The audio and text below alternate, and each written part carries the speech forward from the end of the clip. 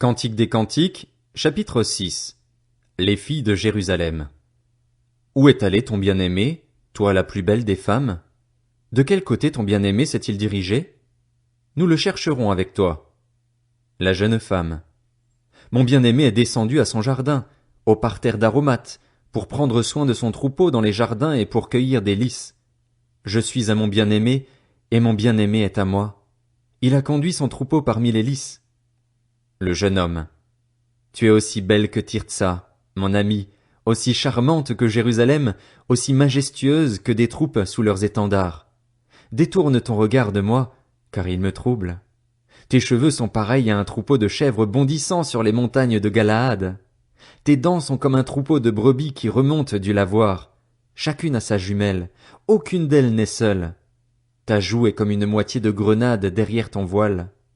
Il peut y avoir 60 reines, 80 concubines et des jeunes filles en quantité incalculable. Ma colombe, ma parfaite, est unique. Elle est unique pour sa mère, elle est la préférée de celle qui lui a donné le jour. Les filles la voient et la disent heureuse, les reines et les concubines aussi, et elles font son éloge. Les filles de Jérusalem. Qui est celle qui apparaît, pareille à l'aurore, aussi belle que la lune, aussi pure que le soleil, aussi majestueuse que des troupes sous leurs étendards? Le jeune homme. Je suis descendu au jardin des noyers pour voir la verdure au fond du vallon, pour voir si la vigne pousse, si les grenadiers fleurissent. J'ignore comment, mais mon désir m'a poussé vers les chars de mon noble peuple.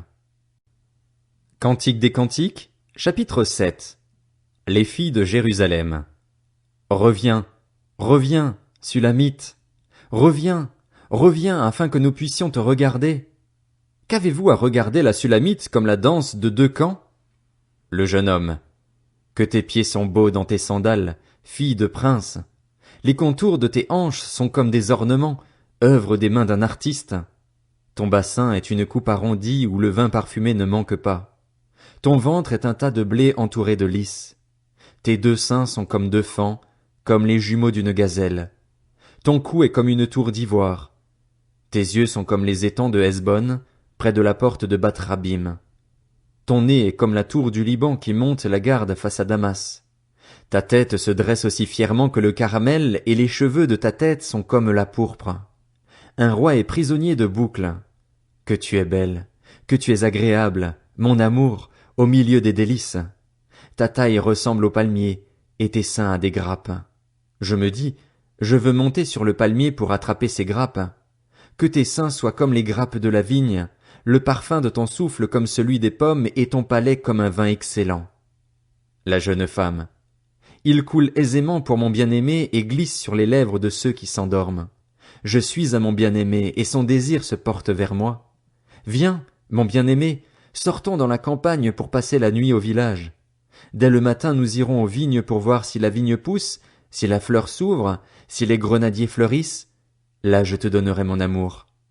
Les mandragores diffusent leur parfum, à nos portes se trouvent tous les meilleurs fruits, nouveaux et anciens. Mon bien-aimé, je les ai gardés pour toi. Cantique des Cantiques, chapitre 8. Si seulement tu étais comme mon frère, si seulement tu avais été allaité par ma mère, je te rencontrerais dehors, je t'embrasserais et l'on ne me mépriserait même pas.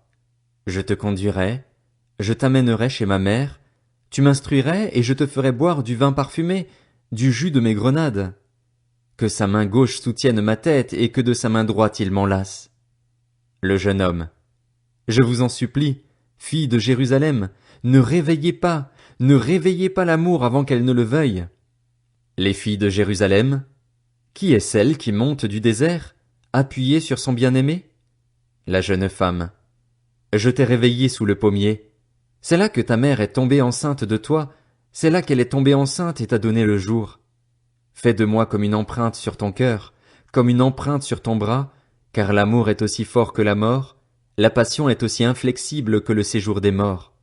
Ces ardeurs sont des ardeurs de feu, une flamme de l'Éternel. Les grandes eaux ne pourront pas éteindre l'amour, ni les fleuves le submerger. Même si un homme offrait tous les biens de sa maison contre l'amour, il ne s'attirerait que le mépris. Les frères de la jeune femme. Nous avons une petite sœur qui n'a pas encore de poitrine.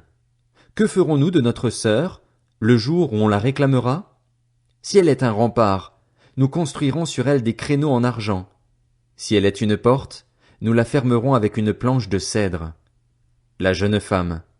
Je suis un rempart et mes seins sont comme des tours. À ses yeux, j'ai été pareil à celle qui trouve la paix. Salomon avait une vigne à Baal-Hamon. Il a confié la vigne à des gardiens. Chacun apportait 1000 pièces d'argent pour récolter son fruit. Ma vigne à moi? Je la garde. À toi, Salomon, les 1000 pièces, et 200 à ceux qui gardent son fruit. Le jeune homme. Habitante des jardins, des compagnons prêtent attention à ta voix. Fais-la moi entendre. La jeune femme. Prends la fuite, mon bien-aimé. Montre-toi pareil à la gazelle ou au jeune cerf sur les montagnes aux aromates. Ésaïe, chapitre 1. Vision d'Ésaïe, fils d'Amoz, sur Juda et Jérusalem, durant les règnes d'Ozias, de Jotham, d'Akaz et d'Ézéchias sur Juda. Ciel, écoute. Terre, prête l'oreille. En effet, l'Éternel parle. J'ai nourri et élevé des enfants, mais ils se sont révoltés contre moi. Le bœuf connaît son propriétaire et l'âne la mangeoire de son maître, cependant Israël ne connaît rien, mon peuple n'a pas d'intelligence. Malheur à la nation pécheresse, au peuple chargé de fautes, à la lignée des méchants, aux enfants corrompus. Ils ont abandonné l'Éternel, ils ont méprisé le Saint d'Israël, ils ont fait volte-face. À quoi bon vous frapper encore? Vous multipliez vos révoltes. La tête entière est malade et tout le cœur est souffrant. De la plante des pieds jusqu'à la tête, rien n'est en bon état, ce ne sont que blessures, contusions et plaies vives qui n'ont été ni pansées, ni bandées, ni désinfectées. Votre pays est dévasté, vos villes sont réduites en cendres, des étrangers mangent les produits de votre sol sous vos yeux. C'est une dévastation pareille à la catastrophe opérée par des étrangers. Et la fille de Sion a survécu. Elle est restée comme une cabane dans une vigne, comme une hutte dans un champ de concombres, comme une ville épargnée. Si l'Éternel, le Maître de l'univers, ne nous avait pas conservé un faible reste, nous serions pareils à Sodome, nous ressemblerions à Gomorrhe. Écoutez la parole de l'Éternel, chef de Sodome. Prête l'oreille à la loi de notre Dieu, peuple de Gomorrhe. Que m'importe la quantité de vos sacrifices? Dit l'Éternel. Je suis rassasié des holocaustes de béliers et de la graisse des veaux, je ne prends aucun plaisir au sang des taureaux, des brebis et des boucs.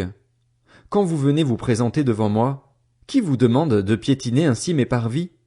Cessez d'apporter des offrandes illusoires.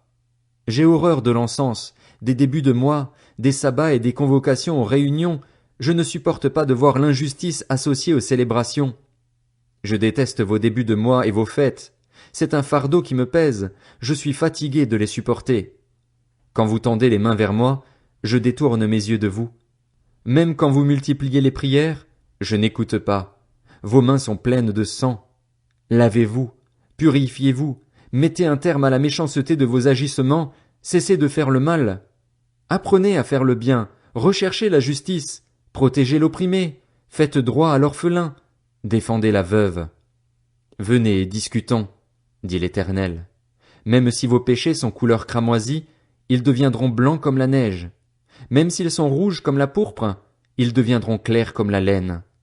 Si vous voulez bien écouter, vous mangerez les meilleurs produits du pays, mais si vous refusez et vous montrez rebelle, vous serez dévorés par l'épée. Oui, c'est l'Éternel qui l'affirme. Comment? La ville fidèle est devenue une prostituée. Elle était remplie d'équité, la justice y habitait, et maintenant il y a des assassins. Ton argent s'est changé en impureté, ton vin a été coupé d'eau. Tes chefs sont des rebelles et sont complices des voleurs. Ils aiment tous les pots de vin et courent après les récompenses. Ils ne font pas droit à l'orphelin et la cause de la veuve ne les touche pas. C'est pourquoi, voici ce que déclare le Seigneur, l'Éternel, le Maître de l'univers, le Dieu fort d'Israël. Je prendrai ma revanche sur mes adversaires, je me vengerai de mes ennemis. Je porterai de nouveau la main contre toi. Je te débarrasserai de tes impuretés comme avec de la potasse et j'éliminerai toutes tes parcelles de plomb. Je rétablirai tes juges tels qu'ils étaient par le passé et tes conseillers tels qu'ils étaient au début. Après cela, on t'appellera ville de la justice, cité fidèle. Sion sera racheté par la droiture et ceux qui s'y convertiront par la justice, mais la ruine atteindra en une seule fois les rebelles et les pécheurs, et ceux qui abandonnent l'Éternel disparaîtront. Oui, on aura honte des térébintes auxquels vous prenez plaisir et vous rougirez des jardins que vous avez choisis, car vous serez pareil à un térébinthe au feuillage fané, à un jardin dépourvu d'eau. L'homme fort deviendra pareil au chanvre et son activité pareille à une étincelle. Ils brûleront tous les deux ensemble, et il n'y aura personne pour éteindre ce feu.